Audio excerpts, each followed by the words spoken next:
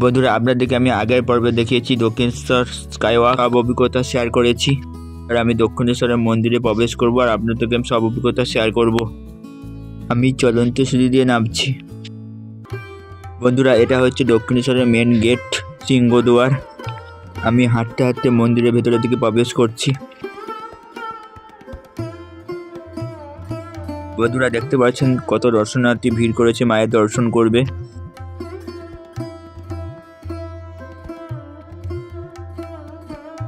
আমি একদম ঢুকে পড়েছি দক্ষিণেশ্বর। এবার আপনাদেরকে আমি সব কিছু শেয়ার করবো, দেখতে থাকুন। আজকে 1 জানুয়ারি তার জন্য প্রচুর ভিড় হয়েছে, সব কিছু আপনাদের অভিজ্ঞতা শেয়ার করবো। বন্ধুরা আপনাদেরকে আমি মন্দিরের চারিপাশটা ভালো করে ঘুরিয়ে দেখাচ্ছি। কত সুন্দর ভিউটা একবার দেখুন। এটা হচ্ছে মেন গেট, ওখান দিয়ে মানুষ প্রবেশ করছে দর্শনার্থী। আজ 1 জানুয়ারি নতুন বছরের নতুন দিনে মায়ের দর্শন করে দিনটা শুরু করতে চাইছে প্রত্যেকটি মানুষ।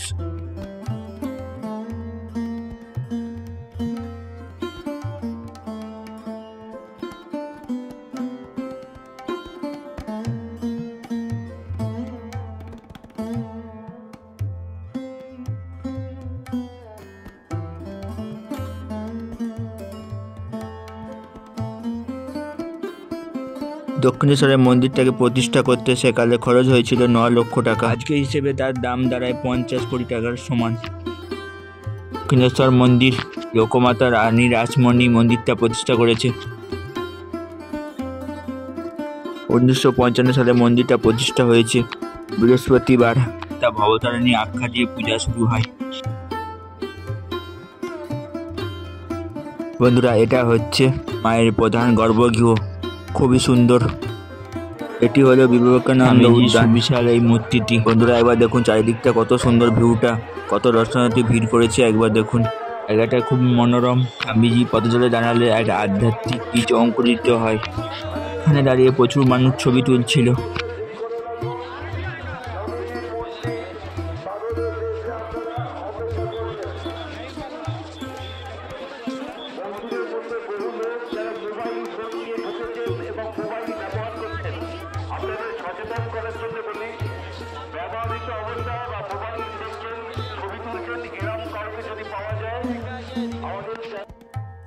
শ্রী শ্রী রামকৃষ্ণের সাধন গৃহ এটা।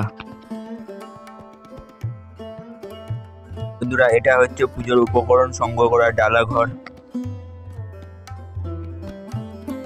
এখান থেকে পুজোর সামগ্রী নিয়ে যে মন্দিরে পুজো দেবে। আপনাদেরকে আমি চারিদিকটা ঘুরিয়ে দেখাচ্ছি।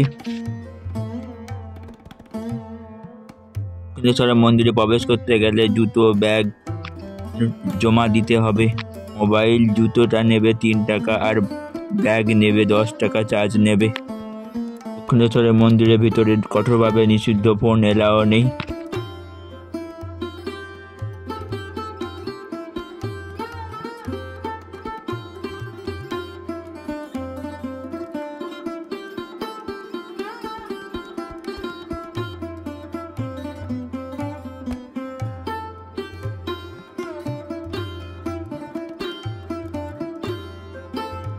হুগলি নদীর তীরে মা কালী পূজিত হয় এখানে ভবতারিণী রূপে।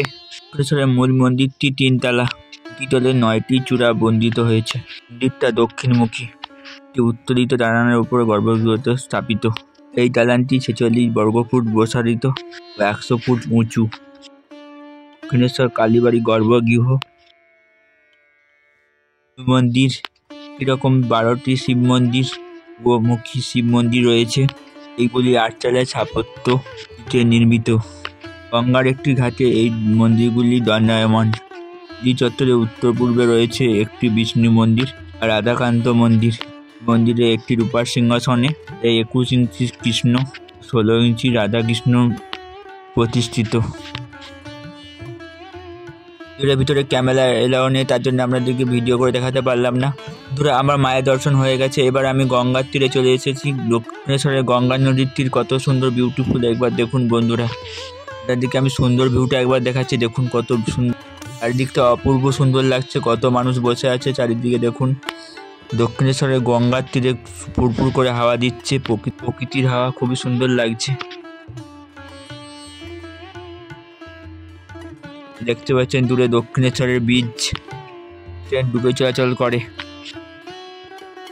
দক্ষিণেশ্বরে পুজো দেওয়ার দর্শনার্থীরা গঙ্গা নদীর তীরে স্নান করছে। বন্ধুরা, দক্ষিণেশ্বরের মন্দির খোলার সময় সকাল 6টা থেকে 12:30, বিকেল 3:30 থেকে সন্ধ্যে 7টা। মায়ের মন্দিরে ভোগ প্রসাদ খেতে হলে কুপন সংগ্রহ করতে হয় মন্দির প্রাঙ্গণের মধ্যে। সকাল 9টা থেকে কুপন দেওয়া শুরু হয়। প্রতিদিন 200 টাকা করে কুপন দেওয়া হয়। শনিবার ও রবিবার 300 টাকা করে কুপন দেওয়া হয়। প্রসাদ বিতরণ শুরু হয় প্রায় 1টা থেকে দুপুর। আপনাদের কুপনে লেখা থাকবে। মন্দির প্রতিষ্ঠার সময় প্রধান পুরোহিত ছিলেন শ্রী রামকৃষ্ণর দাদা। একটু এগিয়ে যেতে দেখলাম আর একটা স্নানের ঘাট বাঁধানো। কত মানুষ স্নান করছে আর গঙ্গা নদী বয়ে গেছে।